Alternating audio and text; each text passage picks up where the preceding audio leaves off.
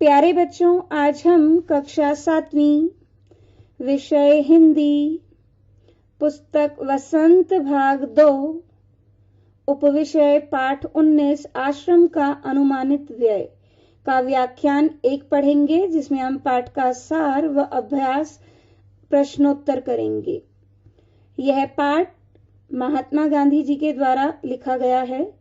इस पाठ में जब वे दक्षिण अफ्रीका से वापस लौटे तो अहमदाबाद में उन्होंने एक आश्रम की स्थापना करनी चाहिए, लेकिन उनके पास उस आश्रम की स्थापना करने के लिए भूमि व अन्य साधन नहीं थे। तो उस आश्रम की स्थापना से पहले उन्होंने जो हिसाब किताब लगाया उस आश्रम के विषय में कि कितनी जमीन चाहिए, कितने लोग जो हैं आश्रम में रहेंगे, इस सब का लेखा जोखा हम इस पाठ में पढ़ेंगे। तो चलिए शुरू करते हैं। पाठ 19 आश्रम का अनुमानित व्यय। लेखक परिचय।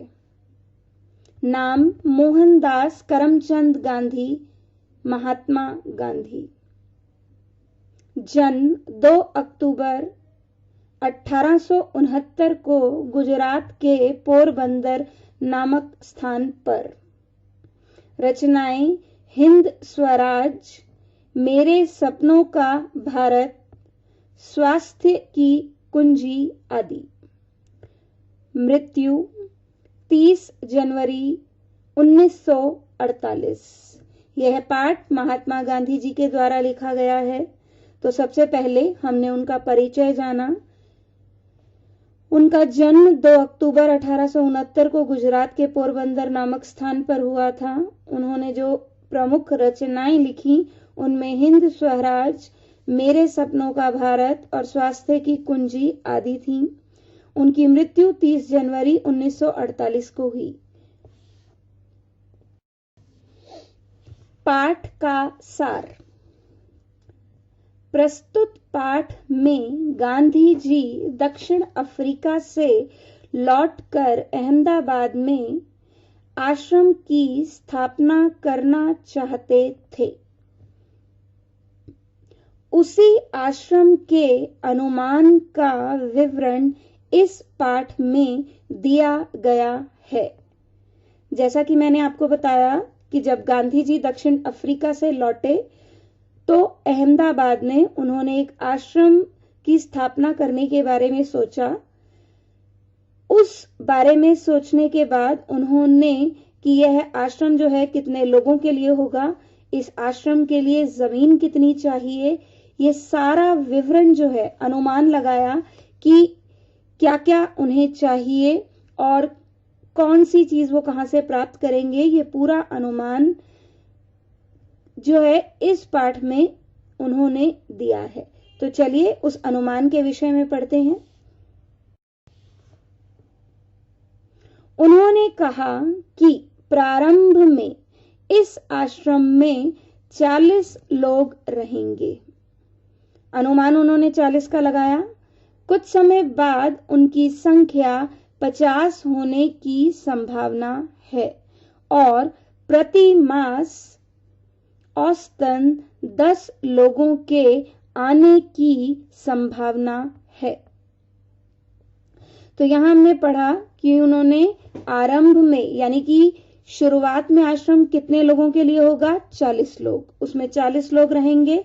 लेकिन कुछ समय बाद उनकी संख्या 50 होने की संभावना भी उन्होंने जताई और हर महीने 10 लोग जो हैं मिलने भी आएंगे उनसे, उन 40 या 50 लोगों से, जिसमें कुछ लोग जो हैं सपरिवार भी आएंगे। तो ये सारा जो लेखा जोखा है उसके बारे में चलिए अब हम आगे बढ़ते हैं। इसमें 3-4 के सपरिवार आने की भी उम्मीद है, इसलिए परिवार के लोगों के इकट्ठा रहने की अलग व्यवस्था होनी चाहिए और शेष लोगों की अलग। तो परिवार के लोग मान लीजिए जो 40 या 50 लोग बाद में हो जाएंगे, वो उन लोगों से मिलने उनके परिवार वाले भी आएंगे, और यदि उनके परिवार वाले जो हैं उनसे मिलने आते हैं तो उन लोगों के रहने का गांधी जी अलग इंतजाम करना चाहते हैं और बाकी बचे लोगों का अलग। यदि 50,000 वर्ग फुट क्षेत्रफल में रसोई घर और मकान बन जाएं तो सब लोगों के रहने के लिए जगह बन जाएगी। उन्होंने 3,000 पुस्तकें रखने के लिए पुस्तकालय बनाने की बात भी सोची। तो उस आश्रम में क्या क्या होगा? 50,000 वर्ग फुट क्षेत्रफल का वो आश्रम होगा जिसमें रसोई घर है, मकान है, सब लोगों के रहने के लिए जगह बनाई जाएगी। फिर एक पुस्तकालय बनाने के बारे में भी उन्होंने सोचा, जिसमें कम से कम वो कितनी पुस्तकें रखना चाह रहे हैं? 3,000। उनके अनुसार कम से कम 5 एकड़ जमीन खेती के लिए भी चाहिए। उन्होंने खेती में काम आने वाले मजदूरों के लिए औजारों का विवरण भी बताया, यानी कि न सिर्फ मकान, रसोई घर, पुस्तकालय, बल्कि उन्हें इतनी जमीन चाहिए कि जिसमें 5 एकड़ जमीन में लोग जो हैं, जो आश्रम में रहेंगे, वे खेती भी कर सकें, और खेती के काम आने वाले मजदूरों के लिए जो औजारों का विवरण है वो भी उन्होंने यहां बताया है। इन औजारों में 5 बड़े हथौड़े, 3 बसूले, 5 छोटी हथौड़ियां, 2 एरन, 3 बम, 10 छोटी बड़ी छेनियां, 4 रंदे, लकड़ी का हथौड़ा आदि की सूची बनाई। तो ये सारे औजार जो कि वहां रहने वाले लोग जब खेती करेंगे या कोई कारपेंटर का काम करेगा, तो इन सब चीजों के लिए उन्हें जिन औजारों की आवश्यकता पड़ेगी वो सारे औजार जो हैं वो उन्होंने मंगवाए।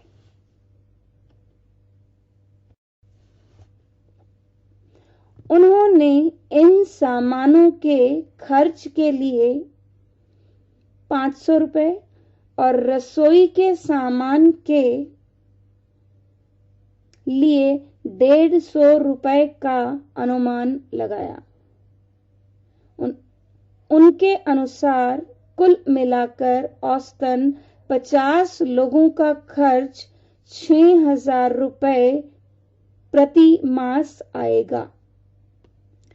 तो उन्होंने सामान का खर्च जो है, जितने भी औजार आएंगे उन सब औजारों का खर्च कितना लगाया? 500 रुपए। रसोई के सामान के लिए उन्होंने अनुमान लगाया कि 150 रुपए खर्च हो जाएंगे, और उनके अनुसार कुल मिलाकर 50 लोगों का जो एक महीने का खर्च होगा वो कितना आएगा? 6,000 रुपए। आगे उन्होंने अहमदाबाद के प्रमुख लोगों की इच्छा जानी और कहा कि 1 वर्ष तक अहमदाबाद में यह प्रयोग किया जाना चाहिए और अहमदाबाद के धनी लोगों को ही इसका खर्च वहन करना चाहिए, अर्थात उठाना चाहिए। तो अब इसमें उन्होंने जो ये खत लिख रहे हैं, जिसमें मसौदा तैयार कर रहे हैं, ये खत जो है अहमदाबाद के धनी लोगों को लिखा जा रहा है। तो इस खत में उन्होंने अहमदाबाद के प्रमुख लोगों की इच्छा भी जानी और कहा कि ये जो आश्रम खुले तो कम से कम 1 वर्ष तक यह प्रयोग किया जाना चाहिए, और इसमें जो है अहमदाबाद के धनी लोगों को ही जो है पैसा देना होगा, अर्थात इसका खर्च उठाना होगा, चाहे वो जमीन हो खेती के लिए चाहे रहने के लिए, वो सारा जो वहन है वो अहमदाबाद के धनी लोगों को ही उठाना चाहिए। यदि अहमदाबाद पूरी जमीन और मकान देने के लिए तैयार है तो वे ऊपर के खर्च का इंतजाम किसी दूसरी जगह से कर लेंगे। फिर उन्होंने कहा कि उस जगह की ठीक से जानकारी न होने के कारण उनसे इस अनुमान में भूल भी हो सकती है। सारा खर्च मिलाकर 6,000 होने की संभावना है। तो अब उन्होंने अहमदाबाद के धनी लोगों से जमीन और मकान देने के लिए गुजारिश की है और उन्होंने कहा है कि यदि अहमदाबाद के धनी लोग जमीन और मकान का इंतजाम भी कर देते हैं तो ऊपर के जो भी खर्चे हैं उसका इंतजाम गांधी जी किसी दूसरी जगह से कर लेंगे। अंत में उन्होंने ये भी बताया कि उन्हें अहमदाबाद की पूरी अच्छी जानकारी नहीं है, इसलिए उन्होंने ये जो मसौदा तैयार किया है उसमें उनसे भूल भी हो सकती है, लेकिन हाँ, कुल मिलाकर जो भी ऊपर का खर्च होगा उसकी संभावना उन्होंने 6,000 रुपए ही जताई है। इस खर्च में उन्होंने लोहार, राजमिस्त्री और उनके औजारों का खर्च तथा शिक्षण संबंधी सामान का खर्च शामिल नहीं किया है। शिक्षण के सामान में 5-6 देसी हथकरघों की भी आवश्यकता होगी। आगे उन्होंने लिखा कि इस खर्च में उन्होंने लोहार, राजमिस्त्री और उनके औजार तथा जो शिक्षण संबंधी सामान है उसका खर्च शामिल नहीं किया है और उन्होंने बताया कि शिक्षण के सामान में उन्हें कम से कम 5 से 6 देसी हथकरघों की भी आवश्यकता होगी। अब है अभ्यास प्रश्नोत्तर। पहला प्रश्न, हमारे यहाँ बहुत से काम लोग खुद नहीं करके किसी पेशेवर कारीगर से करवाते हैं। गांधी जी छेनी, हथौड़े, बसूले क्यों खरीदना चाहते होंगे? उत्तर,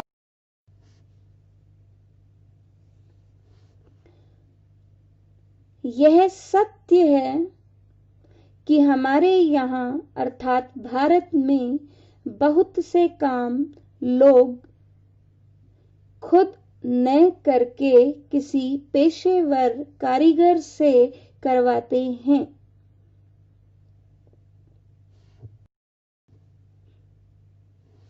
गांधी जी छेनी, हथौड़े, बसूले इसलिए खरीदना चाहते होंगे ताकि लोग कुटीर उद्योग, लोहार व बढ़ईगिरी आदि को बढ़ावा दें, आत्मनिर्भर बने व छोटे छोटे कामों के लिए दूसरों का मुंह न ताकें न देखें।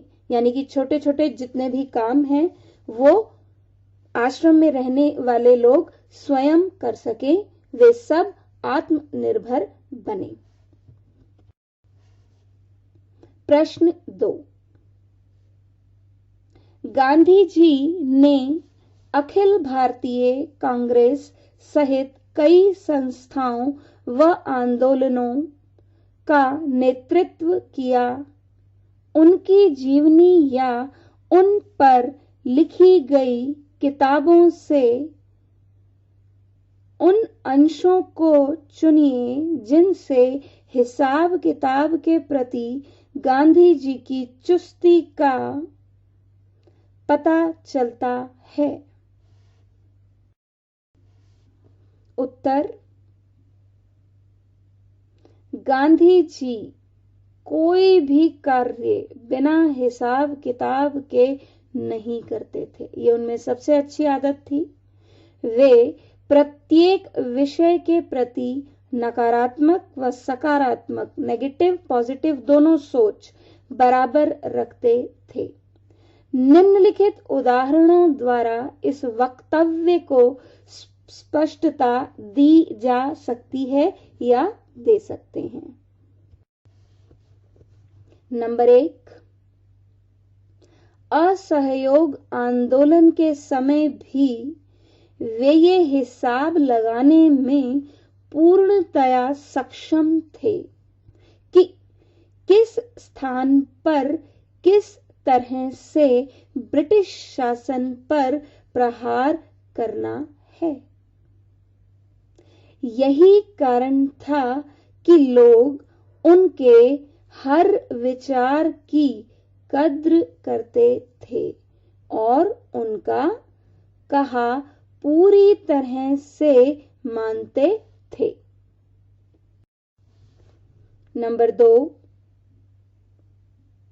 वे बिल्कुल भी फिजूल खर्च न करते थे। एक एक पैसा सोच समझकर खर्च करते थे। यहां तक कि कई बार तो 25-25 किलोमीटर एक दिन में पैदल चलते थे।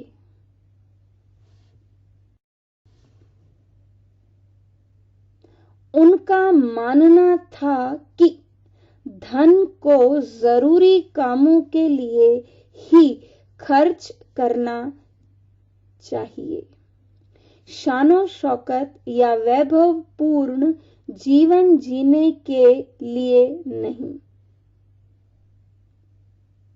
धन जो है जरूरी कामों में ही लगाया जाए, अपना वैभवपूर्ण जीवन जीने के लिए नहीं, जितनी जरूरत है बस उतना ही खर्च करना उन्हें पसंद था। नंबर 3, किसी भी आश्रम या सभा का हिसाब किताब वे बहुत कुशलता से लगाते थे। साबरमती आश्रम में भी उन्होंने ऐसा बजट बनाया कि आने वाले मेहमानों के खर्च भी उसमें शामिल किए गए। यानी कि जो 40 से 50 लोग रहेंगे, उनके परिवार वाले यदि उनसे कभी मिलने आते हैं तो उन मेहमानों का खर्च भी उन्होंने उसमें क्या किया, अपने बजट में शामिल किया। प्रश्न 3, आपको कई बार लगता होगा कि आप कई छोटे मोटे काम जैसे घर की पुताई, दूध दुहना, खाट बुनना करना चाहें तो कर सकते हैं। ऐसे कामों की सूची बनाइए जिन्हें आप चाहकर भी नहीं सीख पाते। इसके क्या कारण रहे होंगे? उन कामों की सूची भी बनाइए जिन्हें आप सीख कर ही छोड़ेंगे। उत्तर, हमारे जीवन में ऐसे बहुत से काम होते हैं जिन्हें हम चाहकर भी नहीं सीख पाते। जैसे घर पुताई सफेदी वाला करता है। घर की पुताई कौन करता है? सफेदी वाला। दूध वाला दूध देता है और खाट यानी चारपाई बुनने वाले से बुनवाई जाती है। कुछ ऐसे ही निम्न कार्य हैं जिन्हें मैं चाहकर भी नहीं सीख पाता।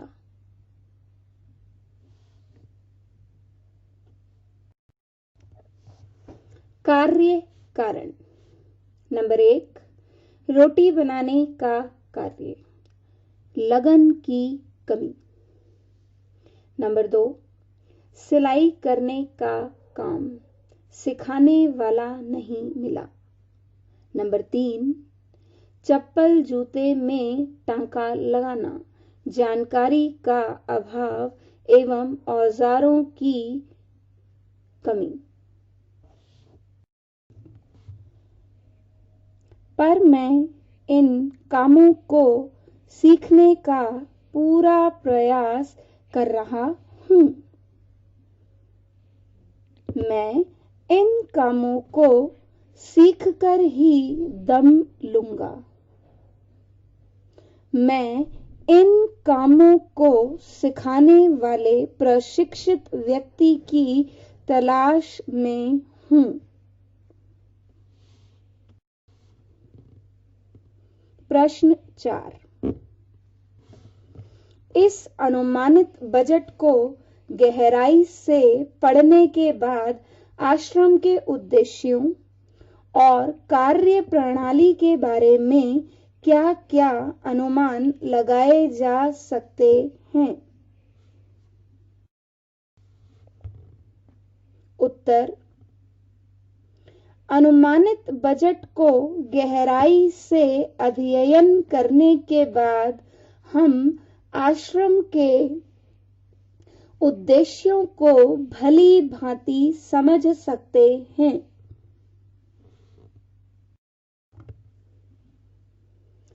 नंबर 1, स्वावलंबन की भावना का विकास करना। नंबर 2, अतिथि सत्कार करना। 3, भाग जरूरतमंदों को आवश्यक सुविधाएं प्रदान करना। नंबर 4, भाग बेकार लोगों को आजीविका प्रदान करना। नंबर 5, भाग श्रम का महत्व समझना। भाग 6, कुटीर उद्योगों को बढ़ावा देना। भाग 7, चरखे, खादी आदि से स्वदेशी आंदोलन को बढ़ावा देना। सहयोग की भावना का विकास। इस आश्रम की कार्य प्रणाली का मुख्य आधार आत्मनिर्भरता है। प्रश्न 5, गांधी जी के अनुसार आश्रम में कौन-कौन से खर्च थे? वह उन्हें कहां से जुटाना चाहते थे? उत्तर, गांधी जी के अनुसार यदि अन्य खर्च अहमदाबाद उठा ले तो वह खाने का खर्च जुटा लेंगे। उनके अनुसार आश्रम के मद में निम्नलिखित खर्च थे।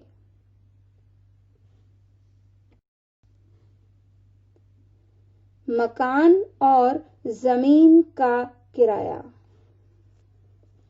किताबों की अलमारियों का खर्च, बढ़ई के औजार, मोची के औजार, चौके का सामान अर्थात रसोई घर का सामान, एक बैलगाड़ी या घोड़ा गाड़ी, एक वर्ष में भोजन का खर्च 6,000 रुपए। अब है गृह कार्य। पाठ 19 आश्रम का अनुमानित व्यय के अभ्यास प्रश्नोत्तर हिंदी की पक्की कॉपी में लिखें।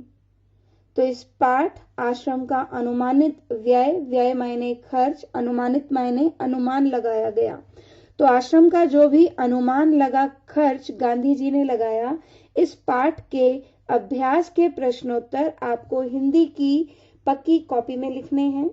तो धन्यवाद, मिलते हैं अपने अगले पाठ के साथ।